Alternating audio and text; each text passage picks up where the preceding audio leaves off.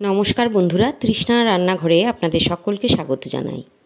ফুটন্ত জলে মাছের ডিম দিয়ে বানিয়ে নেব চমৎকার স্বাদের এই রেসিপিটি, যেটা একবার খেলে বারবার বানাতে মন চাইবে।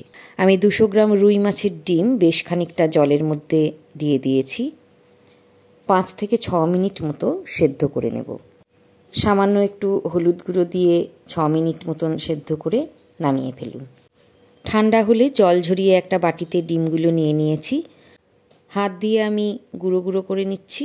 এখন এর মধ্যে দিচ্ছি 2 চামচ কর্নফ্লাওয়ার, 3 চামচ ব্রেড ক্রাম্বস দিলাম,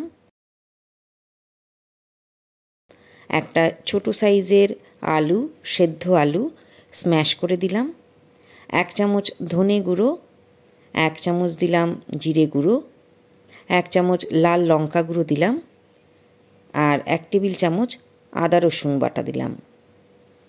এবারে দিচ্ছি 1 টেবিল চামচ কাঁচা লঙ্কা কুচি, হাফ কাপ মতো ধনে পাতা কুচি, মিহি করে কুচোনো পেঁয়াজ দিলাম পৌনে 1 কাপ, হোমমেড গরম মশলা দিয়ে দিলাম 1 চামচ, আর দিচ্ছি স্বাদ মতো লবণ। এবারে আমি হাত দিয়ে খুব ভালো করে মাছের ডিমের সাথে সমস্ত মশলা মেখে নেব। আলু, কর্নফ্লাওয়ার, ব্রেড ক্রাম্বস এগুলো ভালো বাইন্ডিংয়ের কাজ করবে। দেখুন একটু ঝরঝরে মনে হয়, আরও 3 চামচ ব্রেড ক্রাম্বস আমি দিয়ে দিচ্ছি। এগুলো আমি এবারে আরও একবার মেখে নেব। সমস্ত মিশ্রণটা আমার মাখা হয়ে গেছে।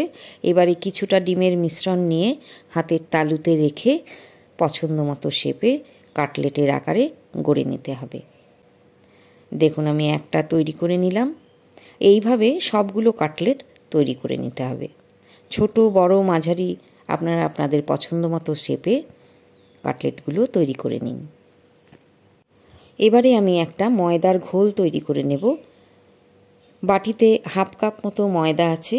এর মধ্যে দিলাম 1 চামচ কর্নফ্লাওয়ার, 1 চামচ লাল লঙ্কা গুঁড়ো দিলাম, আর স্বাদ মতো দিচ্ছি লবণ। এখন কিছুটা জল দিয়ে আমি ঘন একটা ব্যাটার তৈরি করে নেব। আরও একটু জল আমি দিয়ে দিলাম। ব্যাটারের ঘনত্বটা দেখুন এই রকম হবে। এবারে একটা কাটলেট নিয়ে প্রথমে ময়দার ব্যাটারে ডুবিয়ে ব্রেড ক্রাম্বসে কোটিং করে নিচ্ছি। এখন গরম তেলের ওপর দিয়ে দিলাম। আঁচ থাকবে লো টু মিডিয়ামে। আপনারা চাইলে ডাবল কোটিংও করতে পারেন, তবে আজকে আমি একবারই কোট করে নিয়েছি। একদিক 20 সেকেন্ড মতো ভেজে নিয়ে উল্টে দিতে হবে। আর এই রকম বেশ লাল লাল করে ভেজে নিয়ে তুলে ফেলুন কাটলেটগুলো।